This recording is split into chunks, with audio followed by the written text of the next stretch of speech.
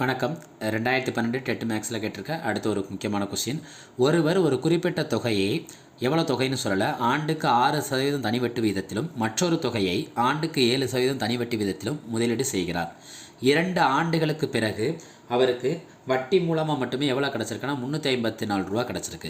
முதல் முதலீட்டோட 1/4 மடங்குங்கிறது ரெண்டாவது முதலீட்டோட 1/5 மடங்கிற்கு சமம் எனில், இதான் முக்கியமான வார்த்தை, சமம் எனில் அவர் முதலீடு செய்த மொத்த தொகை எவ்வளோ? முதலீடுங்கிறது நம்ம பிரின்சிபல், என்ன பிரின்சிபல்னு நம்மளுக்கு தெரியலை. முதல் முதலீட்டில் எவ்வளோன்னு தெரில, ரெண்டாவது முதலீட்டில் எவ்வளோன்னு தெரில, ஆனால் முதலீடு செய்த மொத்த தொகையோட மதிப்பு கேட்டிருக்காங்க. அதுக்கு ஒரு குழு என்ன கொடுத்துருக்காங்கன்னா, இந்த முதலீடுகள் எப்படி இருக்குன்னா சமமாக இருக்குது. முதல் முதலீட்டில் 1/4 மடங்கு, 4ல் ஒரு பங்கும், ரெண்டாவது முதலீட்டில் 5ல் ஒரு மடங்கு, அதுவும் ரெண்டு என்னவாக இருக்கான், சமமாக இருக்குன்னு ஒரு குழு கொடுத்துருக்காங்க. நான் என்ன செய்கிறேன்னா, முதல் முதலீடு, இரண்டாம் முதலீடு,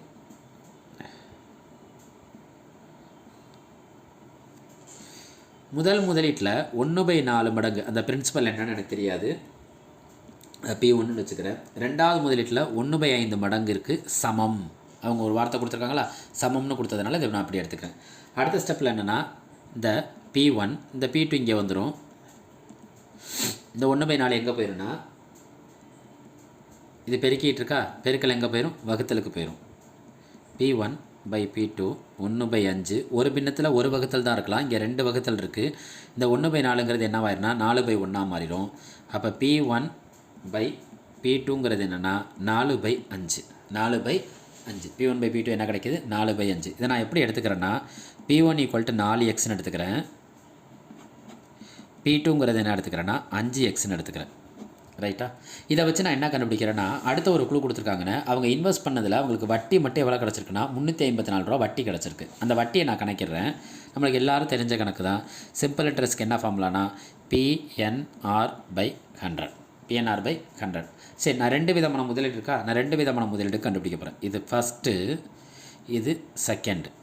ஃபஸ்ட்டு முதலீட்டில் பிரின்சிபல் நம்மளுக்கு இப்போ என்ன தோராயமாக நம்ம கண்டுபிடிச்சி வச்சிருக்கோம்னா 4xன்னு கண்டுபிடிச்சிருக்கோம்.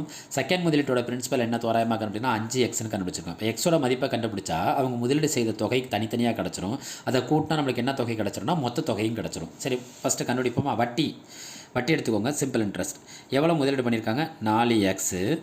எத்தனை ஆண்டுகளுக்கு ஒருவர் ஒரு குறிப்பிட்ட தொகையை 6% தனி வட்டி வீதத்திலும் மற்றொரு தொகையை 7% தனி வட்டி வீதத்திலும் 2 ஆண்டுகளுக்கு. அப்போ 2, ஃபஸ்ட்டு இருக்கிற 6% வட்டியில் தராரு.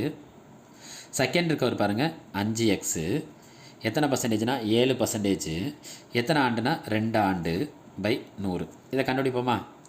ஒன்றுமே நம்ம என்ன செய்ய தேவையில்லைன்னா, எதையுமே சுருக்காதீங்க. 6 2 12 நாங்கள் 48x பை 100. இங்கே 7 2 14 அல்லது 2 5 10 5 7 70x பை 100. இது அவங்களுக்கு கிடைச்ச வட்டி. இந்த வட்டி முதல் முதலீட்டையும் ரெண்டாவது முதலீட்டையும் சேர்த்தா அவங்களுக்கு வட்டி மட்டுமே எவ்வளோ கிடச்சிருக்குன்னு கேள்வியில் சொல்லியிருக்காங்கன்னா 354. 354. ரைட். இது ரெண்டுலேயுமே 100 பொதுவாக இருக்கா, நான் 100 பொதுவாக எடுத்துக்கிறேன். மேலே இருக்க 2 பேரையும் கூட்டுறேன். 70xையும் 48xையும் கூட்டினா எனக்கு என்ன கிடைக்குன்னா 118x கிடைக்குது. 354. எனக்கு எக்ஸோட மதிப்பு தானே தேவை. அப்போ 118x, இது கீழே என்ன இருக்கிறதா அர்த்தம், 1 இருக்கிறதா அர்த்தம், குறுக்க பெருக்கிறேன். 354 பெருக்கல் 100. எக்ஸோட மதிப்புங்கிறப்ப இந்த 118 பெருக்கிட்டு இருக்கிறது இங்கிட்டு போகிறப்ப என்ன ஆகும்னா வகுத்தலில் போயிடும். என்ன 118ஆல் இது எப்படி அடிக்க முடியும், ஒன்றுமே தேவையில்லை. இதில் இருக்க 1ஆம் இலக்கம் என்ன 8, இதில் இருக்க 1ஆம் இலக்கம் என்ன 4.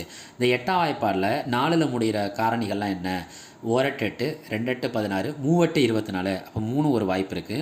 4 8 32 5 8 40 6 8 48 7 8 56 8 8 64. 8ல் ஒரு வாய்ப்பு இருக்குது. அப்போ 118 3ஆல் பெருக்கினாலும் 4ல் முடியும், 118 8ஆல் பெருக்கினாலும் 4ல் முடியும். நான் 118 ஃபஸ்ட்டு 3ஆல் பெருக்கி பார்க்குறேன். 3 8 24, 4 பாக்கி 2, 1 3 3, 3ஓட 2 கூட்டினா என்ன கிடைக்கும் 5, 1 3 3.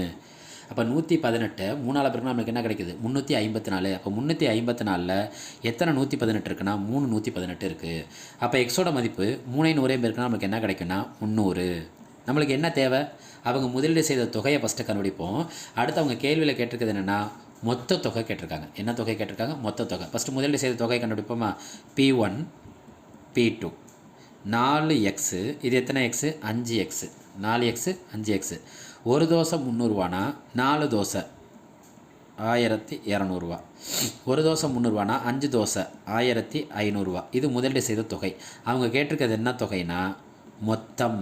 அப்போ ரெண்டையும் என்ன செய்யணும், நம்ம கூட்டணும். 2 5 கூட்டினா 7, 2 5 கூட்டினா நம்மளுக்கு என்ன கிடைக்கும் 7, 1 கூட்டினா என்ன கிடைக்கும் 2700. அப்போ மொத்த தொகை எவ்வளோ, அவங்க முதலீடு செய்த மொத்த தொகை 2700. முக்கியமான வட்டி கணக்கு இது. இதுக்கான ஆப்ஷன் என்னென்னா ஆப்ஷன் ஏ. இது முக்கியமான வட்டி கணக்கில் வர கணக்குகள்.